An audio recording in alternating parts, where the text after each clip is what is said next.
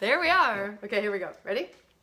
Hello and welcome to Anatomy of Marriage Radio. I'm your host, Melanie Studley. Good morning, my friends. My name is Seth Studley. I'm a licensed marriage and family therapist, and welcome. We are so excited to be here today. We're answering a question that says, I don't feel like I've ever been 100% myself with anyone. But before we do that, we want to let you know that today's show is brought to you by Get Your Marriage On. This is a couples counseling app that's fast, fun, and never boring. Seth and I co-created it. We are all over this app, and it is the tools that we wish we had had when we were going through the hardest part of our marriage, and you guys can get it for free. There's a free version or a paid version.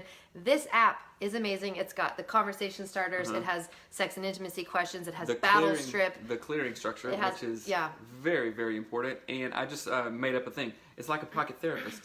That's right. It's like a pocket therapist. That's actually one of the things that Dan and I said we wanted it to be like. Oh, that's funny. As we made it. All so right. check out Get Your Marriage On. Go to getyourmarriageon.com to get that app. And as always, we do 4 things. We do our prayer together, our intentions together, our gratitude together, and then we do our question of the day. And we encourage you to do this with your spouse. So grab your chubby hubby. I don't know. Isn't that ice cream? Yeah. It's so grab your partner. Ben and Jerry's flavor. And go round and round. That's right. So thank you guys for joining us. If you join us on Instagram and you want to be on the show, request to be in the show, and ask a live question. This is fun. You guys are doing it, and you get a free workbook if you do. So, yeah. And as always, we're live on Facebook and Instagram right now. So we'll be taking questions live on the show. Hey Juan, hey Fearless, hey Aaron. Good morning, guys. Okay, let's pray. Thank you, God, Creator, for your blessings. Thank you for just all the things that you have given us for opportunity, for hope, and new beginnings. I pray that this podcast is helpful to those who are listening and also helpful to us. And thank you. Amen. Amen. All right. I am thankful for what you did yesterday.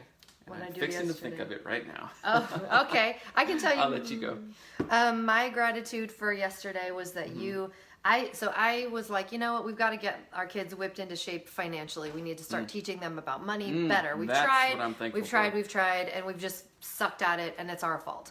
And so yesterday I was like, there's got to be tons of Dave Ramsey resources and Rachel Cruz stuff. So we watched, I think a church presented it, but it was Smart Money, Smart Kids with Dave Ramsey and Rachel Cruz.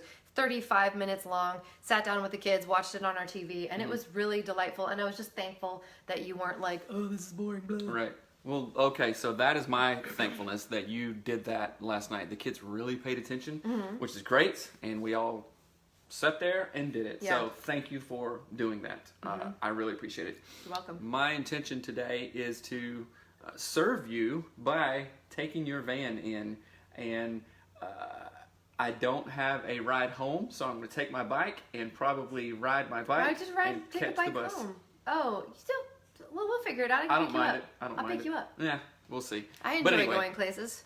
I appreciate you taking the van in because the heat is broken on one side, so it sprays out hot air when it's hot outside. Sprays air. Okay. Sprays it out. So what's your intention today? My intention is to tell myself better lies about you.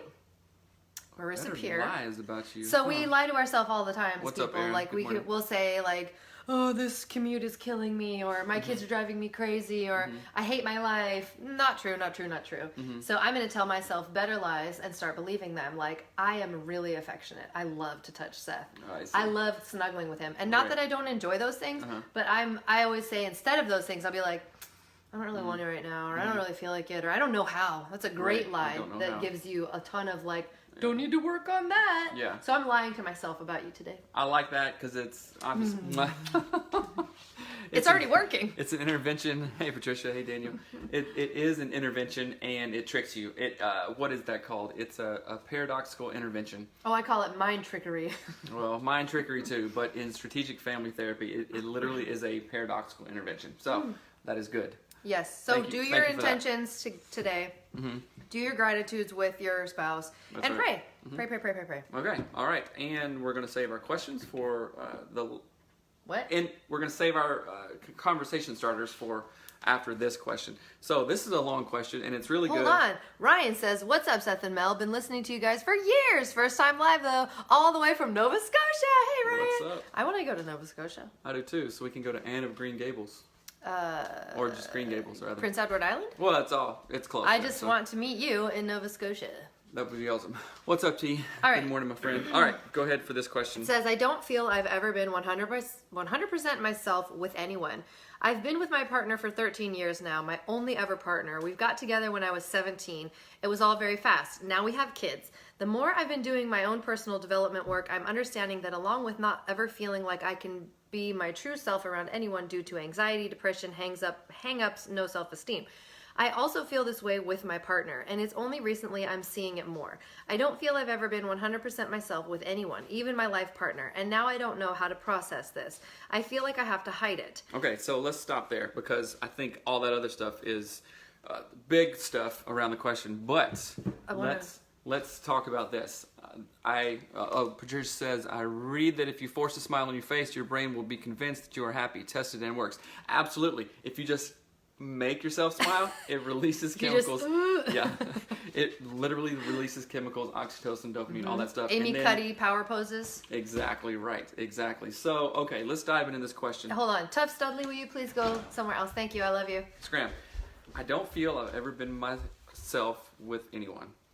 So, I feel this way sometimes, right? And it can be the lie that you continue to tell yourself, or you can decide, I am who I am. First of all, you have to figure that out and then say, I'm going to step into that no matter how uncomfortable it feels. And I'm literally preaching to myself right now.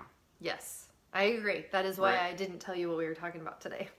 Well, I remember reading this question and it's really good. So if you don't know yourself, go find out. Read books, listen to podcasts, do all kinds of self-work. The Enneagram was super helpful for me. I'll give them a plug. EnneagramInstitute.com.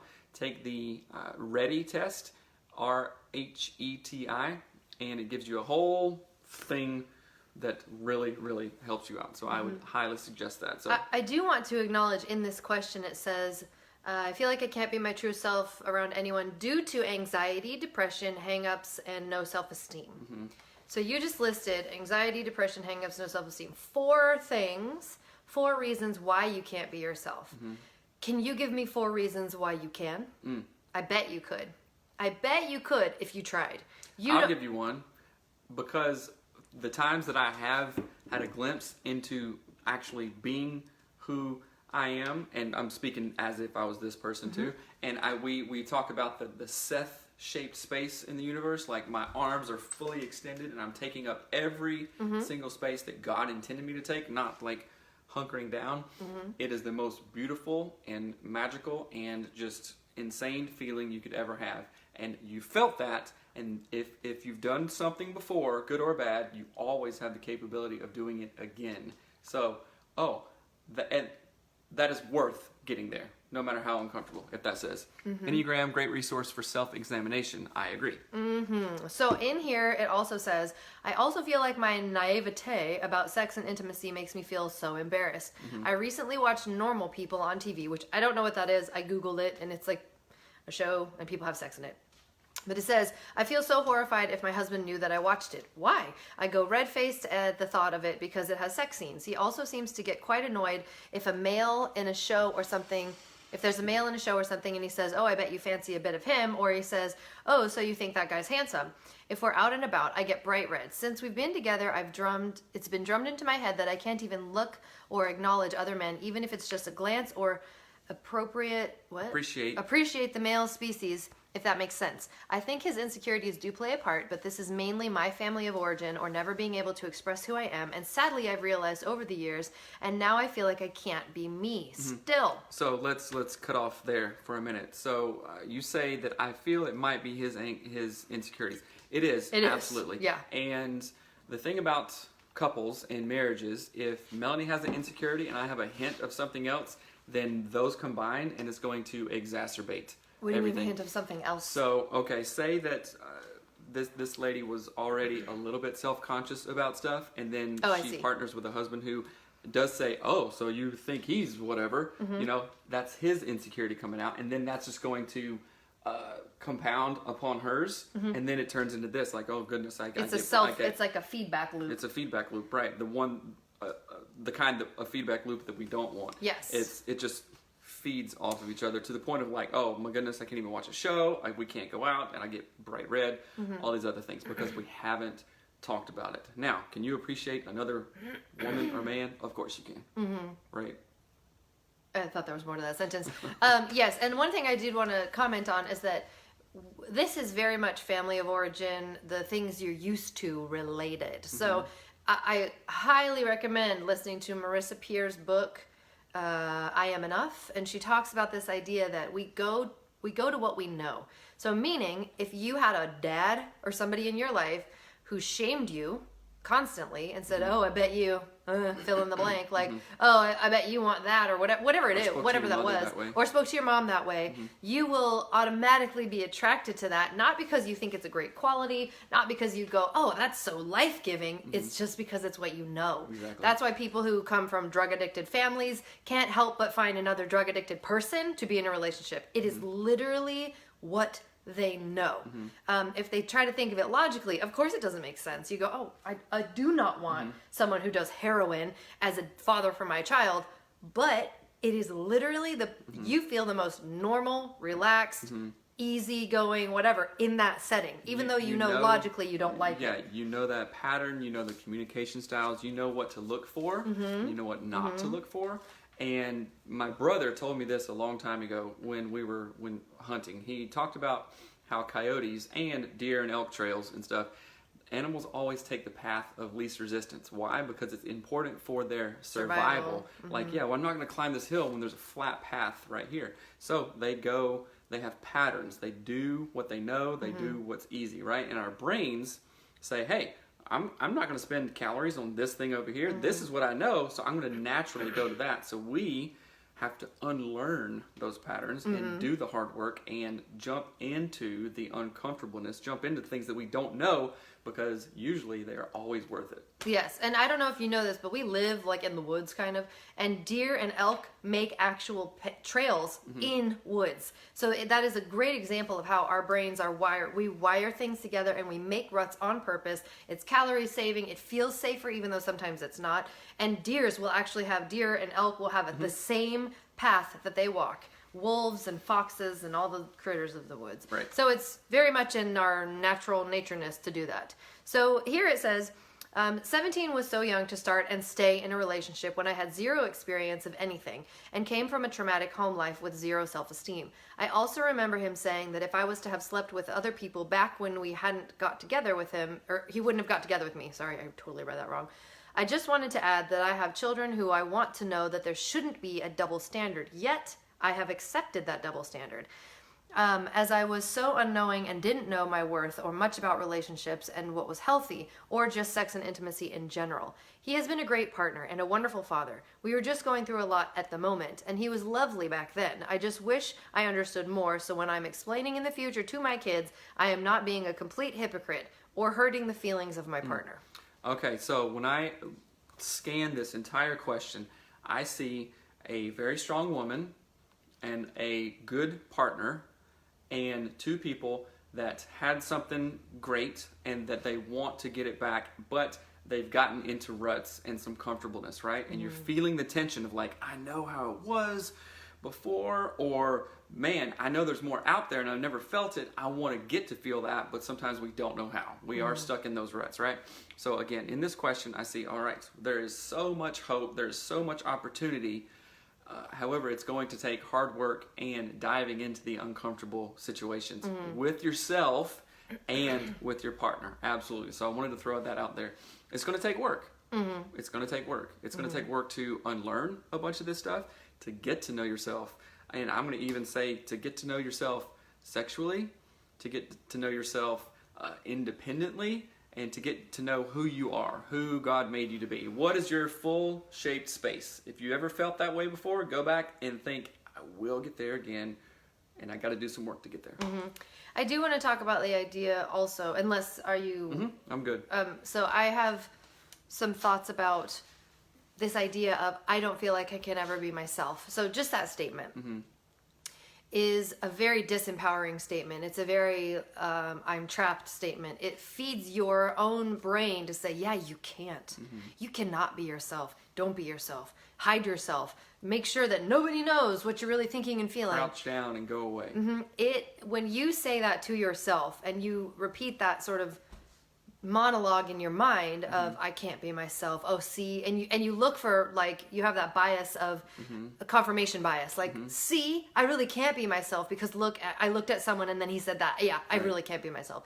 That is very damaging to your own brain, to your own thoughts, to your own self-esteem. So I want you to really flip that on its ear. And Marissa Peer does an amazing job of this in the book, I Am Enough. And you can get that at Anatomy of Marriage. Wait, what am I saying? You can go to audibletrial.com/Anatomy of Marriage to get her book. Her audiobook is great. Her daughter, I think, reads it. She has a lovely British accent. It's wonderful. But so I feel smarter. Right. I want to challenge you to stop talking to yourself in that way. Stop saying, oh, I just can't be myself. You even did that yesterday. And I want this question. I wanted to talk about this today because I want you to talk about your experience with this. Yesterday, we had a little tiff with our kiddo. And you said, because you haven't read the book, I just get really triggered with whatever. Like, you claimed it as your own. You owned, like, in a not healthy way, I'm saying. You said, like, I just have a really short fuse for this thing. And you said... No, I said I have a low tolerance for kids not listening or something. Right, I have a low tolerance for kids not listening. Oh, okay, Mr. Low Tolerance. How about I am building new skills for how to manage when children don't listen? So, yes, that is good. And I am absolutely proud to say that yesterday morning and this morning, I have... just kind of felt, because I'm not doing the phase 1 or 30 days of anything right now, and I was like, you know what? I thrive when I am doing things that are hard. Yes. Right? And right now I'm not, and I'm not like getting down on myself or anything, but I realize that, hey, I thrive when things are hard intentionally, right? Not to like cause a crap storm in the middle, like, oh, I cause a problem just to fix it, like some people we know that do that.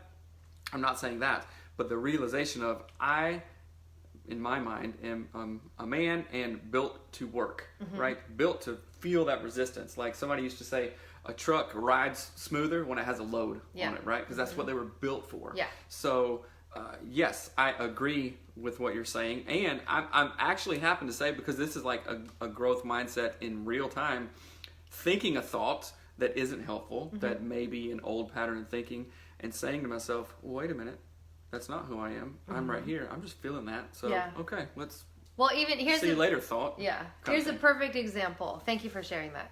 So this is going to sound so out of left field, but we have moisture ants all up in our grill.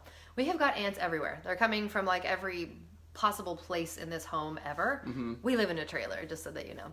So there are ants literally everywhere. Not literally, they're just all over. And 2 days ago, I spent like all day taking all the medicine out of the medicine cabinets and all the food out of the cabinets because there was ants all over. So I had to create ant traps and bait and sprays and all this stuff, like literally witch concocting like sprays out of this cream and whatever. Like it was ridiculous. And I spent literally all day doing that. And it was everything. It took everything inside of me not to get really annoyed. I struggle with getting annoyed and being irritated at people. And so the next morning, I said to myself before I walked into the kitchen and I was like, ants don't bother me. I can do better than this. No big deal. I'm fine with this. Oh, ants, whatever. No big deal. I love ants. And then I looked around and no ants. Cool, great. Like that made it easy. And then I started to make my coffee. There were ants coming out of the electrical sockets in our kitchen. And I was like, it's fine. I will just put the traps there. Like, I love it. And in the past, I would have yelled at Seth. I'm not even exaggerating. I would have said, it's your fault. Had you just done this? Why didn't you do that right? It's because you didn't caulk the thing right. It's because you didn't get the ant trap. I would have like vomited all my thoughts onto Seth because I was not telling myself that I'm strong enough. I can get over this. This is no big deal. Another thing I want to say too, which is something that came to my mind as I read this question the first time, and thought about how you have responded in this, I've never been able to be myself. Because Seth has said this to me a lot of times. And also he says, I have no opinions, which is... Not true. Not true. You have lots of opinions. Right, but coming from, and this in context from Enneagram 9, it's, well, okay, a peacemaker, keep the peace. Let's kind of minimize yourself and your thoughts and defer to other people. And so one of the things that came up to my mind is, as this question says, I don't feel like I can be myself, and Seth has said that to me. I wrote down this thought because what happens when Seth tries to dive into himself and dive into knowing himself more clearly, his world starts to unravel. He starts to feel like he's falling. He gets angry. Excuse me, I'm burping over here. He gets angry. He feels like he isn't connected to things. Does that feel accurate? It feels very ungrounding, and just like doing anything different or uncomfortable or hard or new, it feels very disorienting. Isn't that like a bug studier? A disornithologist? No, I don't think so. It feels very ungrounding. Holla at the nines. Yeah. So one of the things I wanted to say about that when Seth tries to do his own personal work, he kind of falls apart. It's happened. Well, hold on. That sounds terrible. I don't fall apart. I'm just like, oh, this is new and different. So it's a process. From my perspective, it is not, oh, this is new and different. It is literally like, you get angry at me. You don't talk to me for days. Like, you do have a very hard time. And so what I wanted to say is an unfolding of yourself, like exploring new facets of yourself, looking into things you never looked into, examining why you do things that you have done or don't do things that you want to do, does not mean that your whole world is bad, wrong, you've been doing it wrong, you're an idiot, you're foolish, you're unwise. It does not mean any of those things. It simply means that you haven't looked at parts of yourself that you like. It's as if, have you ever done this before? Like back in the day when we didn't use GPS on our phones and we had actual road maps. I remember many times I would be like, oh yeah, I've opened my map all the way. And then the corners would still actually be folded shut because you're not really looking over in the corner. You're not looking at like Milwaukee, right? I don't even know where Milwaukee is, but you're just looking at this one part of the map and you don't realize that there's literal cities, counties, towns, townships, tribes. You're looking down and in, not up and out. Yes. So people I think are not aware that just because you have more on your map does not mean the things you've been looking at should be devalued or like they're bad or they're dumb or they're not even real because look, Milwaukee exists. Like that, and that's how Seth has responded. I'm not trying to shame you or make you feel bad, but you do. It's very like unmooring. You feel weird and mad and whatever. But I'm just trying to bring a new idea around. Instead of saying, "I can't be myself," you say, I'm really learning to explore who I am. Instead of saying, I have a low tolerance for kids who don't behave or listen, say, I am learning to have a higher patience level with my children. Instead of saying, I will never change, say, I'm starting to change and it's really cool. I don't know what to expect, but it's cool. It's taking that first phrase that comes to your mind and then literally taking 2 seconds and reframing that into something that has way more strength. Oh, well, I'm not good at this. What? Shocking. Hey, this thing has been hard for me in the past, and I'm working towards it. Just as easy as that. Absolutely as easy as that. Yeah, and usually it's, again, I've had to do this with even physical affection, because before I was saying to myself, in our intentions, I'd be like, I want to be more physically affectionate to Seth. I want to hug him more. I want to, like, this is want. Like, I will eventually, someday, who knows when, do this thing. And I had to start, and I actually talked to my neighbor about this when we were walking yesterday. I'm like, I felt so stuck. And I've been saying it in the show. I feel so stuck. I feel like I'm not making progress. I'm not getting any more physically affectionate, though I want to be more physically affectionate. And so I was like, oh, duh. I have to say, I love touching my husband. It makes me so happy to, like, pet his face and like tickle his beard or whatever you do, tickle his armpits. And I love to hug him. I'm so like, I have to tell myself all of these, yes, positive affirmations for myself. Yes, Patricia. And so it's this idea of, do you really like it? Yes, I like it. I just don't know how to do it. Right. And it's not something I grew up with. Like, we just don't do that in my house. And another realization I had too is that you love that stuff. And I used to be mean to you about this because that is how your mom is. You go to what you know. You want me to be like your mom because your mom's great. And I should honor that. Right. As opposed to, honor differences, promote linkages. Like, your mom is happy. Every time you call her on the phone, I hear, hey, what she does a really funny, you always know it's Marie because of the way she talks. And she's always super, super happy. Right. And I thought, what a shame that in the past I had been making Seth feel bad for me wanting to be like his mother. Because she is a loving, kind woman. Yeah, that would be taking me, like, looking at a really great trait that your dad has, that your mom has, and saying that you just like that because whatever. Well, of course you do. You like it because that's you know your that family for of origin, as old as you are. Somebody says again, your body and your mind believes exactly what you tell it. Creating Soul creating sisters. your reality. There's this great book by Wayne Dyer, Change Your Thought. No. Change your thoughts, change your life. He So also change has what an you amazing think about book it. called 60 Days to Enlightenment. Wayne Dyer is like my ghost boyfriend because he's dead. I love him. You just got very creepy. No, it's not. It's fine. So it says exactly what I needed to hear this morning. Yay, thank y'all for a real talk. So refreshing. Great. It says, so I say, I am accepted by people for who I am. Then the rest will come after.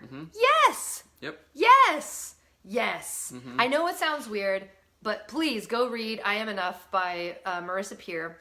Because, Instagram, don't you dare pause due to copyright. Another thing, Jamie, here's the thing too that I am a very, very, very strong advocate of. If I want the deepest desire in my heart to give Melanie $2 and I don't have it and I have $1 in my pocket, no amount of wanting or positive self-talk is going to make another dollar magically appear, right? So I can't give something that I don't have myself. So you are accepted by other people for who you are when you accept by yourself who you are. And does that make sense? Yes, and I will say, like, so this is going to sound maybe weird for a second, but there's that saying about how you teach people how to treat you. Have you ever heard that saying? Where it's like what you accept from other people is how you will be treated by them. And a good example of this, although it might be kind of stark, is that I was raised in a really strong home where my dad was like, no, everybody's equal. No one should ever treat you like crap. And my mom sort of modeled that as well. So I never have walked out into this world as if I'm less than anybody else, as if I have like less to say because I'm a woman. And people have never treated me like she's not equal, she's whatever, because I don't project that onto them. Does that make sense? Like, and if they did, or if they do, which they have before, you say something. I make it right like that. Like, and it's not, I don't need to tear them down. I don't need to make them feel stupid. I don't need to shame them. But I am certainly going to stand up for, no, I am accepted by people. I am loved. And make sure that, like, tell yourself better lies. I know that sounds so strange in the context, but if I tell myself I can't touch Seth because that's not my family of origin, that's a lie. And I got to tell myself a better one. And it will position me to get to the place that I want to get to relationally with him. But I do think it's so important that, like, what we present to the world is only ever reflected back to us. If we walk out and I have like on, like I'm, what's that guy, Hulk Hogan? Like I come out and I'm all in like gym gear and I have rippling pectorals and biceps, which I have, and I project that, people are going to treat me like a gym rat, right? Like they're going to be like, oh, girl works out, she's got it, she's this. If I come out and I look like a librarian and I'm like, not that librarians are like meek, I know that's a weird whatever, but if I come out and I behave in a way that shows people, oh, I can like walk all over her, and she's not going to do anything about it. So here's the thing. One of my friends in the band Emery from a long time ago when I was there said, what did he say?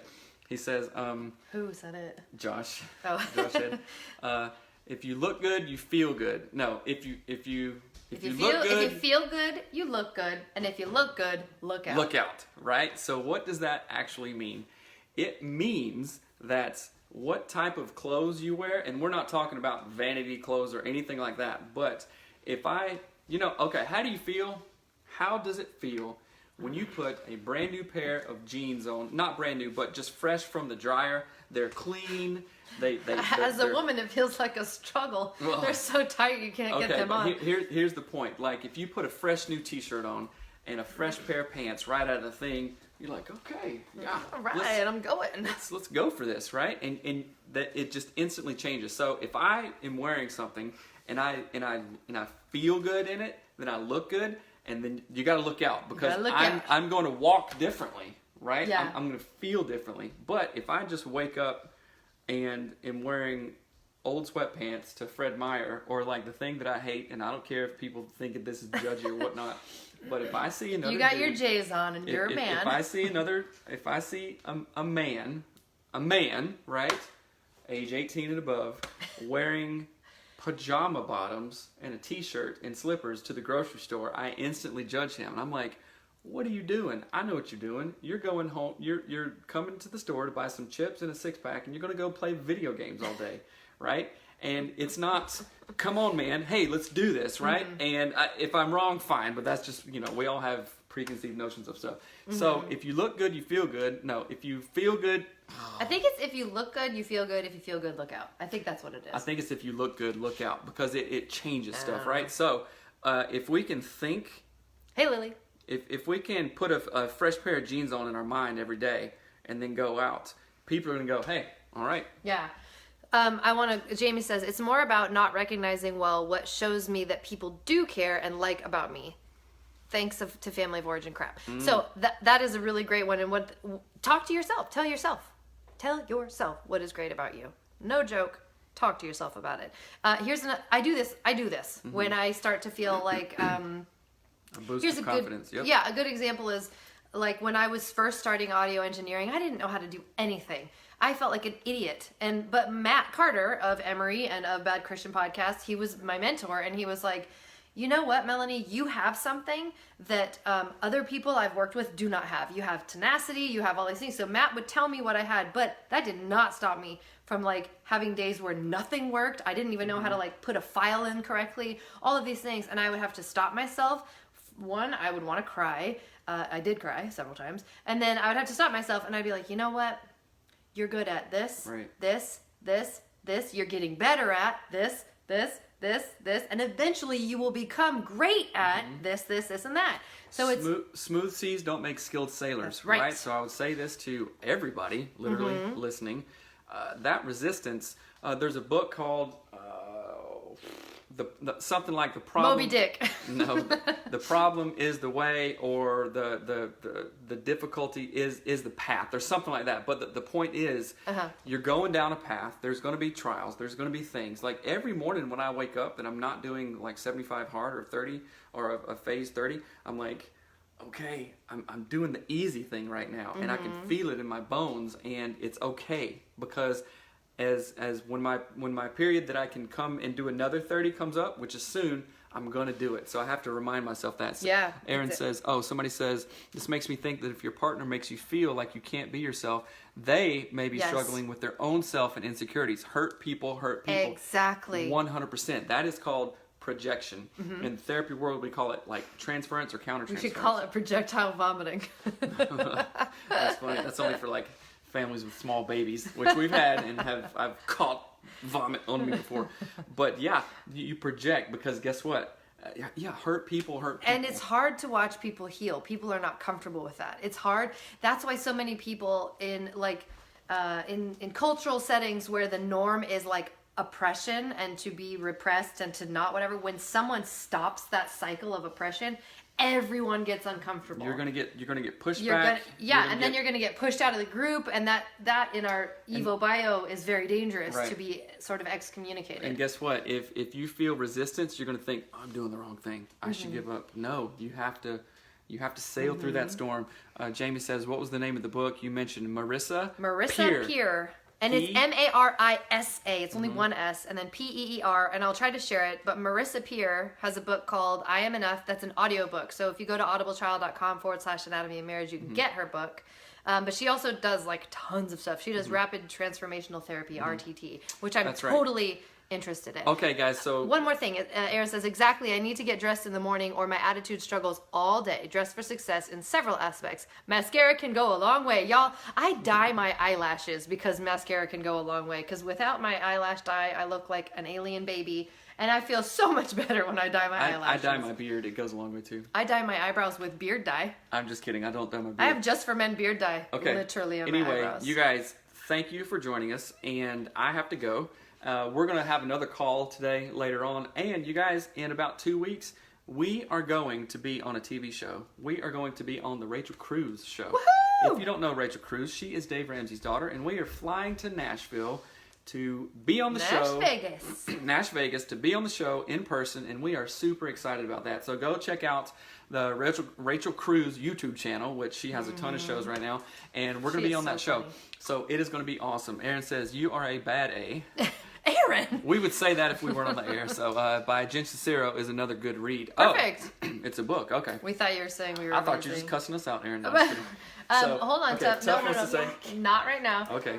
So before we wrap up, I wanted to do something from our app, Get Your Marriage On. So again, go to getyourmarriageon.com to get our app. And here's a couple questions I'm going to ask you. Okay. These are from our love languages quiz. Y'all, we have a love language quiz. We never even talk about this.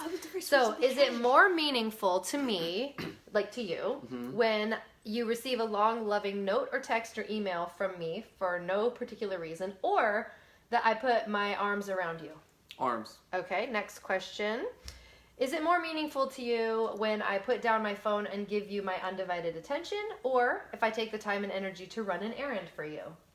Put down the phone. Put down the phone. You guys, this is a Love Languages quiz. It is inside our app. That's pretty good. Yes, it is amazing. It is very extensive. This will give you your love languages. This will help you know how to talk to one another better. It will give you tips and tools for dealing with that and managing and having good relationships with your partner's specific love language. Check it out at getyourmarriageon.com. This is our couples counseling app that's fun, fast, and never boring. And before we wrap up, I want to make sure that if you need help, you go to getfaithful.com/anatomy of marriage and get the counseling help that you need. So we partnered with Get Faithful. They're an amazing teletherapy service. They're HIPAA compliant, all of the great things. You can hook up with a licensed therapist. I'm a licensed marriage and family therapist, and you can hook up with another professional, trained, licensed therapist in your area. So I do have a question. So Tuff, this is our son. Our 11-year-old is here. Say hi, Tuff. Hi. And I have a question for Tuff. Tuff, so what would you say to the couples here? How can people have better relationships? Just say a little sentence, like this is real advice. By spending more time outside and being good. Spending more time outside and being good. That is awesome. Spending time outside will do something for your body.